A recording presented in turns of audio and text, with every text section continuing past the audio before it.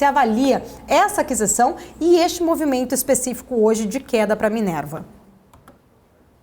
Acho que até se a gente for olhar a queda primeiro, o setor todo hoje está apanhando um pouco, né? É um setor muito sensível a questões de dólar, tá? Não diria que somente isso, às vezes tem outros movimentos que também estão acontecendo, mas quando o dólar enfraquece, por ser um setor exportador, então ele é muito, a gente chama que ele é um setor long dólar, né? Que ele é favorecido quando o câmbio está mais desvalorizado. Então, num dia de câmbio mais enfraquecido, eventualmente isso tira um pouco de atratividade das ações também. Tem uma preocupação que vocês estavam até comentando sobre os indicadores, né, com a recessão global. Então, é um setor exportador, então ele depende do crescimento global, e uma leitura mais negativa de crescimento global também vai ter impacto para eles, tá? A Minerva é um grande exportador, todos os frigoríficos são grandes exportadores.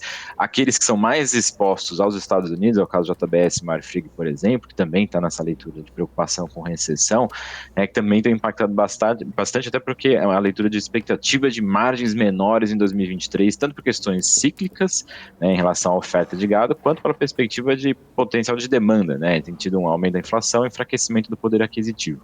Então, o setor todo vem um pouco mais enfraquecido nessa leitura. A Minerva estava performando melhor do que os seus peers, né? Pela dinâmica de América do Sul mais favorecida, Brasil também num momento muito mais interessante, ciclo pecuário favorecendo essa leitura, o câmbio permanece em patamares ainda interessantes, apesar dessa queda de hoje, e o ponto da China, que também continua sendo o maior comprador do Brasil, grande motor de consumo global.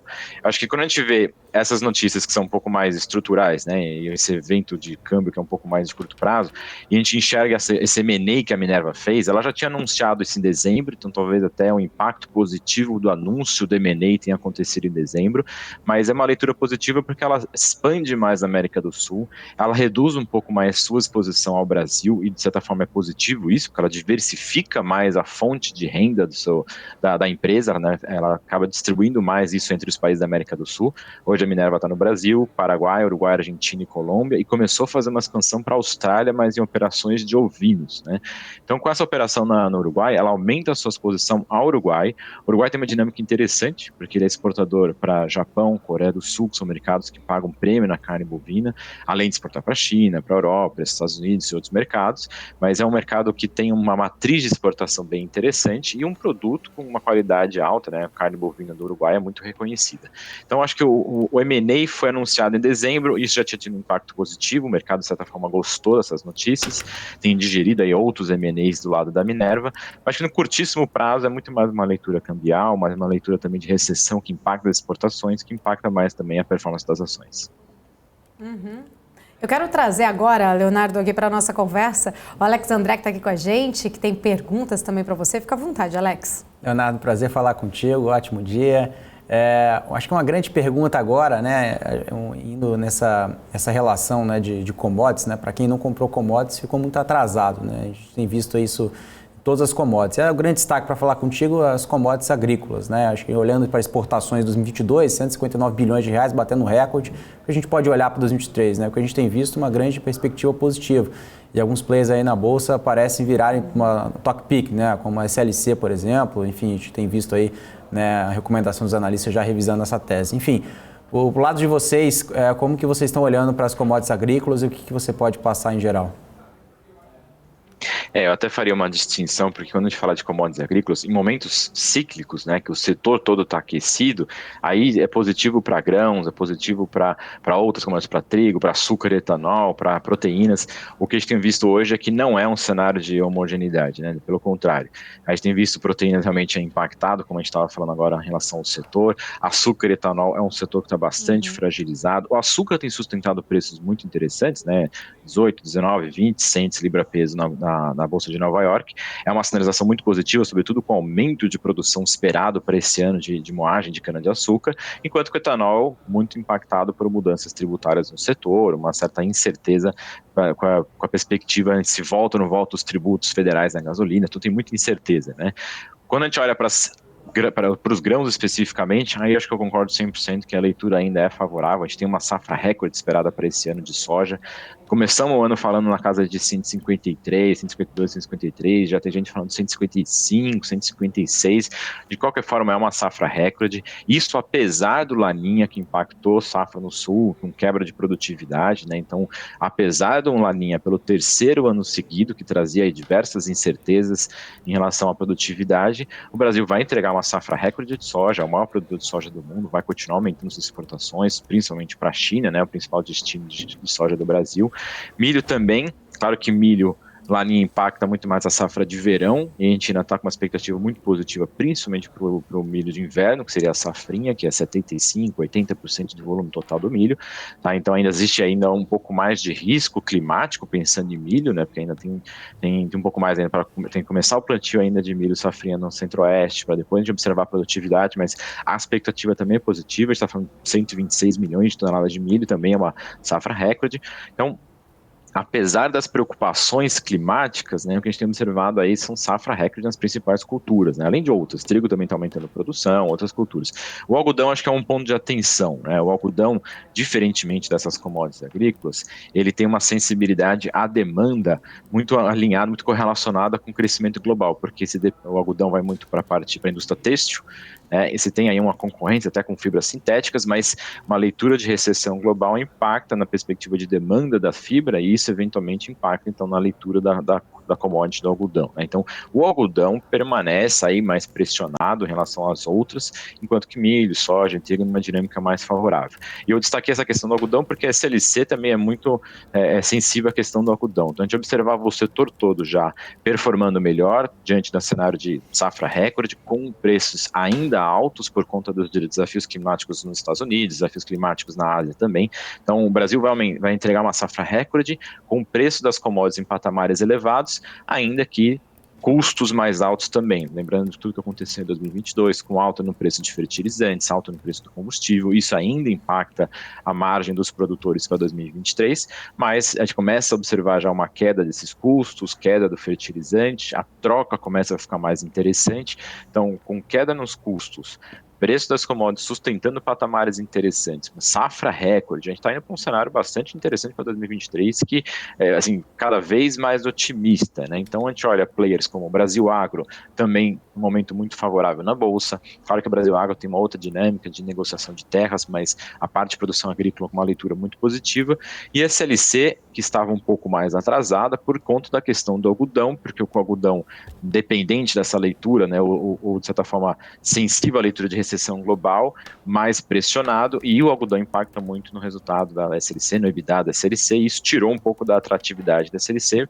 mas cada vez mais o setor está ficando mais otimista, os analistas todos ficando mais otimistas com a SLC, então a gente tem destacado bastante o papel da SLC, a gente acredita que seja um nome interessante para surfar essa onda de commodities agrícolas específica para grãos e também trigo, e agora talvez melhorando um pouco mais a questão de algodão, mas com mais risco do que as outras.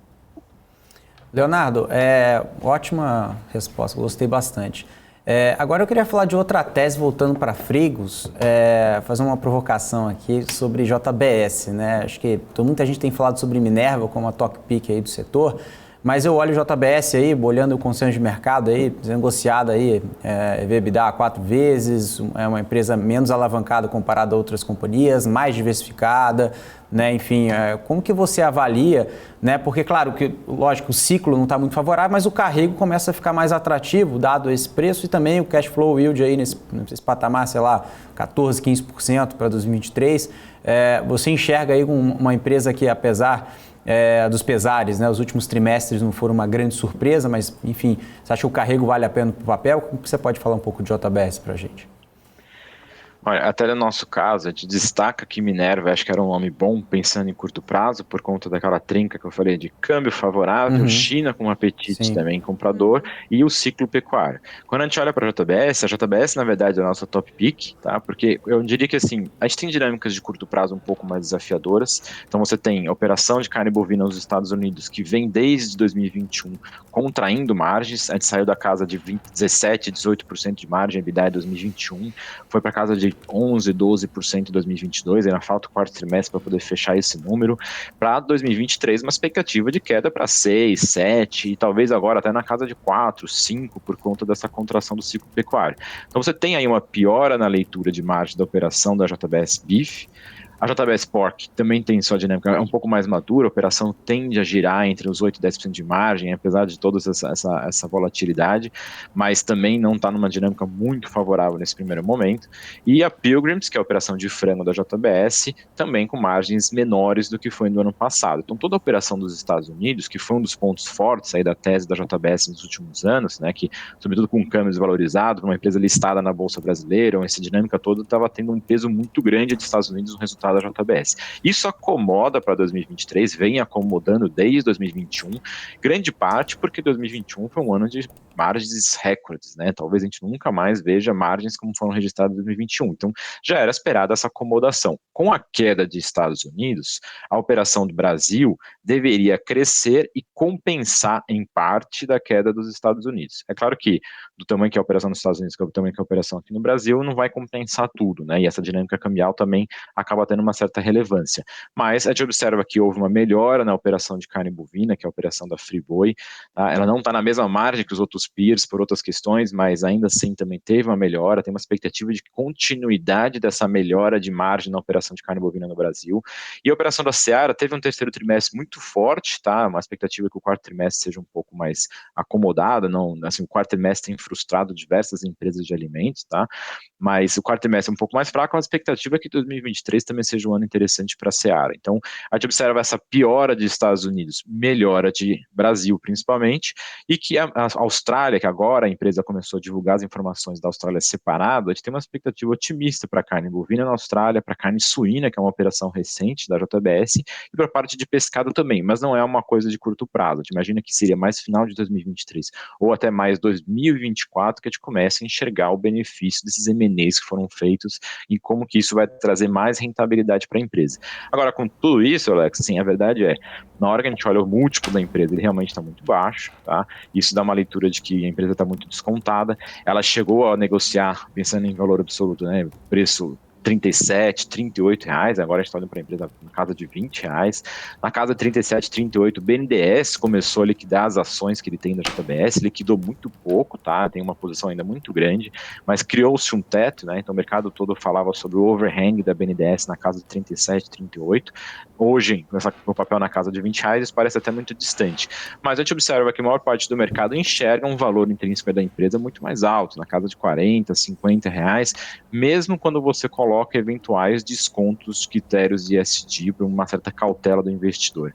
Então, na nossa cabeça, a JBS, apesar do curtíssimo prazo ser um pouco mais desafiador, apesar do quarto trimestre ter frustrado aqui no Brasil todas as empresas de alimentos, mas 2023 ainda deve ser positivo, tem uma dinâmica de gripe aviária impactando o setor de aves, você tem uma retomada de China esperada após o ano novo chinês, que é muito importante para a carne suína e também para a carne bovina. Você tem uma dinâmica muito favorável de América do Sul, tá? Não vai compensar toda a piora de América do Norte, mas que já estava esperada, e tem uma expectativa de médio e longo prazo de recuperação de Austrália. E é justamente essa diversificação que é um ponto muito favorável da JBS. A gente diria que acho que é a única empresa verdadeiramente diversificada. Até as operações de frango na Europa, eles têm espaço para poder trazer margens melhores. Então, um curto prazo ainda é desafiador, não temos nenhum tipo de trigger muito assim, claro de curto prazo, então o quarto trimestre não vai ser um trimestre muito forte para poder animar o investidor, talvez o primeiro trimestre, segundo trimestre desse ano comece a trazer um pouco mais de interesse no papel, é um papel long dólar, então o câmbio caindo acaba tirando um pouquinho da atratividade também, mas a expectativa é que conforme saia um pouco desse temor todo, essa percepção muito negativa na bolsa, é um papel muito descontado, que tem muito espaço para poder voltar a performar patamares mais altos, né, até numa leitura de múltiplos, né? Sair dessa casa aqui na nossa leitura está até mais baixo que de 4 vezes, voltar para 4, 5 vezes, que é mais ou menos a faixa intermediária do setor de commodities, e eventualmente no futuro, dados M&As que são feitos em operações que trazem mais rentabilidade para a empresa, pode até acontecer um que a gente chama de re-rating, né? De subir o referencial de múltiplo para a JBS, dada essa diversificação geográfica e de proteínas, que para o investidor se traduz em maior previsibilidade de resultados. A gente fica com uma empresa muito menos cíclica, né? E ciclicidade é uma coisa que o investidor costuma não gostar muito. Mas perfil de investidor do brasileiro muito curto prazista, falta um pouco de triggers aí no curto prazo, então a gente não acha que isso vai corrigir tão rápido também. Leonardo, eu queria aproveitar também e falar sobre BRF, né? A história do preço aí das ações de BRF permanecem muito relacionadas à capacidade de entrega também de uma recuperação de margem que seja ali suficiente para parar de reduzir a queima de caixa. Sobre a recuperação exatamente, né, desta margem para reduzir essa queima de caixa, eu queria entender na sua visão se você acha que as margens elas podem melhorar e conseguir realmente aí fazer essa queima de caixa da companhia acontecer? Esse é até um ponto interessante, porque a palavra recuperação acho que é muito importante aqui, né? Se ela continuar na toada em que está hoje, ela continua queimando caixa e pode trazer um problema para a empresa de que ela vai ter que levantar capital novamente num patamar de preço que ainda está muito baixo, tá? A gente aposta na retomada. O quarto trimestre realmente não deve ser um trimestre muito animador. Só se a gente voltar um pouquinho mais no tempo, né? Primeiro trimestre de 2022, muito ruim. A sensação de que a empresa arrumou a casa ali, reduziu produção de um lado, reduziu o preço e produtos processados para girar um pouco mais o estoque. Ela entrou no segundo trimestre mais leve, mas também com uma produção menor. Segundo trimestre já veio com margens um pouco melhores, num catch-up ainda um pouco tímido. Terceiro trimestre, a expectativa que tivesse um catch-up mais forte, e aí frustrou o mercado, veio com margens bem piores do que a Seara, que seria o peer imediato. Quarto trimestre provavelmente não vai animar muito o mercado, tá? Foi um quarto trimestre realmente desafiador, e fica até um sinal de preocupação, porque o preço da carne de frango no Brasil segue caindo desde o final do ano passado, né? O Brasil está aumentando a produção, até para poder responder à demanda internacional, mas não está conseguindo fazer esses embarques nessa velocidade, e esse aumento de oferta acabou pressionando a carne de frango no mercado local, e isso é um ponto de preocupação.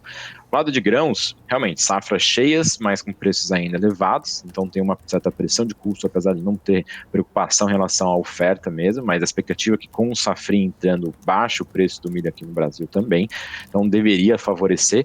O que eu acho que é mais importante quando a gente olha para a BRF, né, para o setor de frango principalmente, eu acho que a dinâmica internacional. O mundo está passando por um desafio muito grande de gripe aviária, tá? Isso aconteceu em 2021, 2022, ali, Europa, Estados Unidos, todo o hemisfério norte muito impactado com gripe aviária. Normalmente isso tem um sazonal, durante o inverno lá, que tem muitas ocorrências, né? Eles têm que lidar com esse problema quase todos os anos por conta da migração das aves selvagens. Esse problema de gripe aviária continuou ao longo de todo o verão no hemisfério norte, né, mostrando que está se tornando um problema crônico no hemisfério norte, e voltou a ter uma certa intensidade já agora no final do ano, voltando a preocupar bastante. Pegou muito mais o setor de ovos, que está sendo um ponto de preocupação nos Estados Unidos, até o setor de perus, um pouco menos a parte de aves. A Europa foi mais impactada na parte de aves, mas a dinâmica de gripe aviária acaba sendo favorável ao Brasil.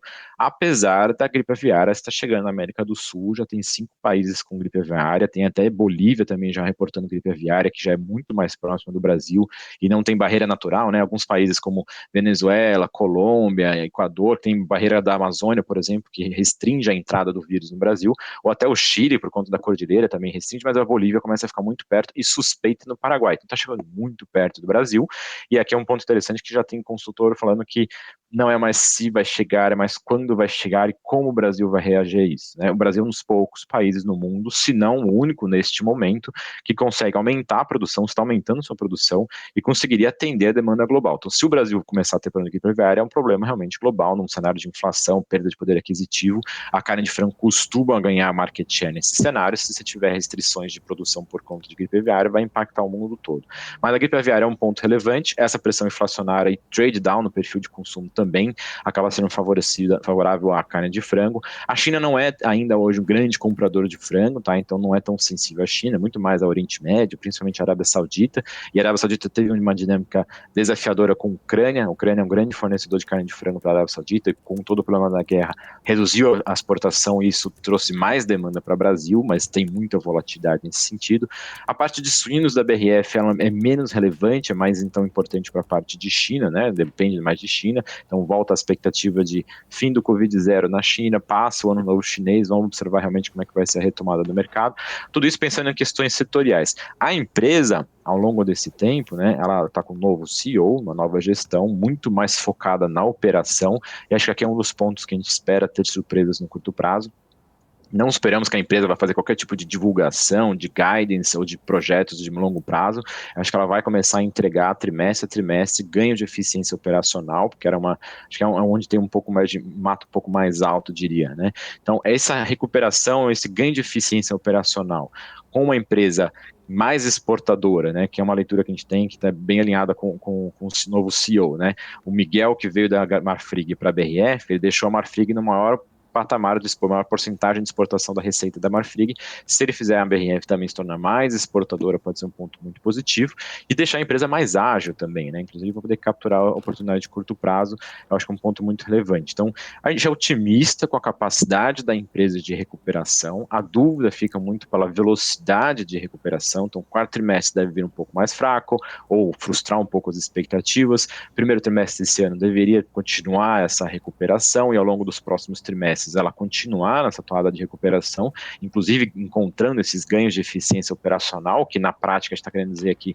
vem mais EBITDA não desenhada, não só por questões aí setoriais, preço de grãos, preço da carne, mas por ganho de eficiência operacional também, seja embarque direto da fábrica, seja operação comercial mais eficiente, até colocando mais volume em marcas como a Sadia, que tem bastante prêmio perante as outras marcas. Então tem diversos caminhos, eventualmente, que eles conseguem capturar mais valor, é uma das nossas apostas, e isso traria mais valor, aumentaria o resultado da BRF, né, até o ponto de ela não precisar parar de queimar caixa e não precisar fazer um outro levantamento de capital, né. Então tem bastante incerteza nesse cenário, tá, não é um cenário muito fácil, né, num ambiente em que a gente está vivendo agora de alta volatilidade, não é todo mundo que vai ter estômago para começar a carregar uma posição de BRF nesse momento. Pensando de maneira estrutural, ela está bem descontada, múltiplos baixos, sobretudo para o referencial de BRF, e a gente aposta bastante nesse novo management, na capacidade deles de recuperação e de extrair mais valor de dentro da BRF do que a gente observou nos últimos anos. Maravilha. Leonardo, a gente vai só atualizar como que está neste momento, né, o setor no mercado aqui com a Débora. Volto com o Leonardo só para a gente falar sobre mais um outro assunto, mas vamos lá, Débora, como que está o setor de frigoríficos neste momento? Todo em queda, viu, Paula? Desde o início do dia, aliás, Marfrig cai 2%, BRF, que a gente estava falando bastante agora, 0,4% de queda, inclusive, papel a R$ 7,50, JBS 3,2% de queda, R$ 20,25, como eu tinha mostrado, né, mais cedo para vocês, e Minerva aí 2,95% de queda, ou seja, todo o setor vem nesse patamar negativo e até como a gente conversava mais cedo, não o primeiro dia já vem registrando quedas aí também frequentes, né, Paula? Exatamente, Débora. Vamos então voltar aqui com o Leonardo. O Alex tem acho que mais uma pergunta aqui, análise boa, hein, Alex? Nossa, uma aula aqui. Uma aula hoje, hein? Aqui. Tô adorando. Tem que voltar sempre, viu, Leonardo? Já mandei mensagem para Paula. Já te adianto. Gostei muito do papo, realmente de alto nível aqui. Leonardo, aproveitando aqui, né, o seu conhecimento para todos nós aqui da BMC, eu queria, né, para terminar, sobre Marfrig. Você falou sobre BRF, sobre JBS, né, sobre Minerva, agora terminando aqui sobre Marfrig, né? Acho que tem muito essa relação que você comentou aí sobre essa questão de BRF também, né? Depois da compra, mas também nesse cenário, né? Tem muito relacionado ao ciclo do gado também, né? Mas enfim, vou deixar para você comentar. Tá multado, Leonardo. Tá multado o seu áudio. Vamos ver se a gente... Não sei se é aqui. Voltou deixa eu ver se o pessoal... Agora sim. Agora sim. Voltou. Tá ótimo. Voltou. Eu acho que até pensando na performance do setor como um todo, é interessante ver que a bolsa tá muito pressionada, né? Então tem muitos ativos baratos na bolsa quando a gente olha para referenciais históricos. Então, quando o investidor olha para o setor de frigorífico, barato, mas que tipo de risco eu estou disposto a correr, né? Então, o risco de turnaround, que é o risco da BRF, tem muitos que não estão topando. Ou mesmo barato com uma falta de trigger de curto prazo, como a gente estava comentando agora do JBS, então também ainda não se posicionaram. A Minerva que acaba sendo a mais favorecida por toda essa dinâmica de ciclo e câmbio, então ela está indo melhor. Acho que é uma dinâmica realmente que tem explicado muito da performance mais fraca de todo o setor, da Minerva performando melhor do que o restante do setor, ainda que nas últimas semanas aí perdeu um pouco de performance também, mas acho que é mais nesse sentido, né? Barato, acho que tudo está, mas tem outros riscos. E aí acho que é um ponto relevante de Marfrig. Essa dinâmica dos Estados Unidos é muito significativa para Marfrig. Marfrig é somente carne bovina nos Estados Unidos, então também está observando essa margem contraindo, né, ao longo de 2021 margens recordes, 2022 margens contraindo, e normalmente o sazonal primeiro semestre, você tem ali o primeiro trimestre um pouco melhor, segundo trimestre é o grilling season nos Estados Unidos, uma demanda muito mais aquecida, e você tem ao longo longo do ano uma dinâmica de clima que favoreceu a indústria, né? A qualidade das pastagens nos Estados Unidos, por conta da seca que eles estão passando lá há alguns anos, isso tem forçado o descarte de animais, sustentado então a oferta no patamar melhor, o que favoreceu a margem nos últimos anos, o que também acaba criando uma expectativa de que a contração de margem vai vir. Então pode ser que 2023, por conta de anos excelentes, pensando nos Estados Unidos, né, e assim, atipicamente bons, até por conta dessa questão climática, forçando o abate, essa conta começa a entrar agora em 2023. Então, para a Marfrig, assim como o JBS, essa leitura de contração de margens em 2023 na operação dos Estados Unidos, a Marfrig é só carne bovina nos Estados Unidos e na América do Sul. A América do Sul tem realmente melhorado, então Brasil, ciclo pecuário favorável, câmbio favorável, China bastante aquecida, isso começa a melhorar e ter uma dinâmica que a expectativa é que 2023 seja também melhor que 2022, 2024 melhor que 2023, quando o ciclo vira, normalmente, no Brasil, ele demora 2, 3, 4 anos, né?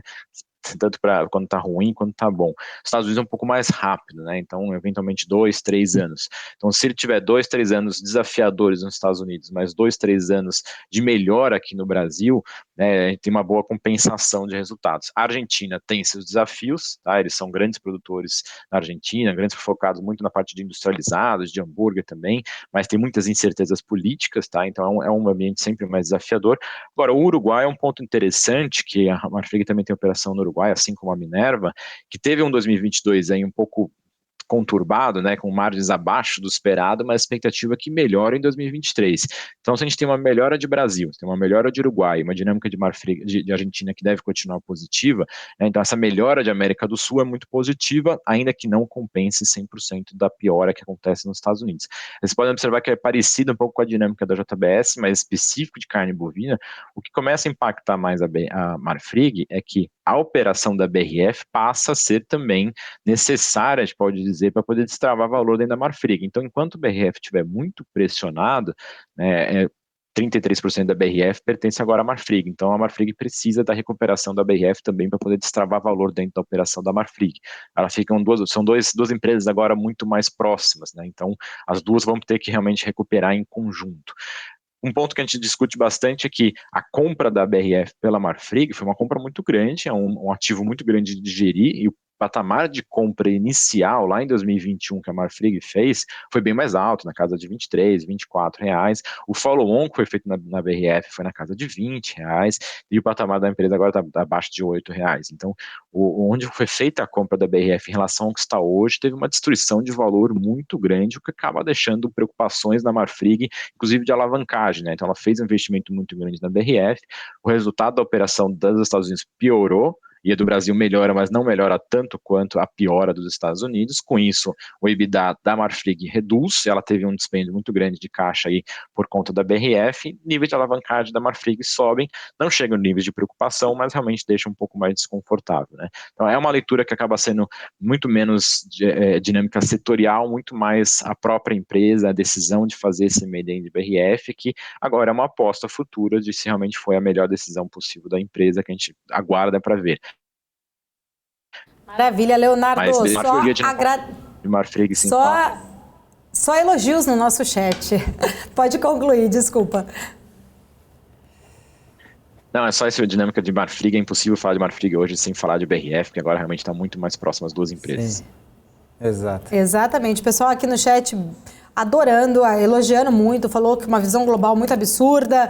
Teve também nosso telespectador falando que está dando até vontade de estudar mais sobre o setor, dizendo aqui, o Anderson falou que cada resposta do Leonardo é uma aula. Gabriel Alves também falando muito, né? Que aula, né? Que vontade de estudar mais. Simplesmente sensacional, o Eduardo aqui, pessoal sempre aqui participando, interagindo e gostando muito aqui. Quero agradecer. Muito obrigada, é um prazer poder, né, falar contigo. Estamos aqui sempre de portas abertas, espero que volte sempre. Eu agradeço, se sempre que quiserem falar um pouquinho de cenário de agro, de alimentos, estamos disponíveis. Combinado. Obrigado, Leonardo. Obrigada, tchau, tchau. Tchau, tchau. Aula mesmo, né? O pessoal aqui no chat falando, excelente. O Alexandre Farinazo falando que excelente. Leonardo, top demais. Rui das Neves aqui, beijo, Rui, para toda a família aí. Daniel Bruno Seron também falando, grande Leonardo Alencar, head aí de agro, alimentos e bebidas da XP.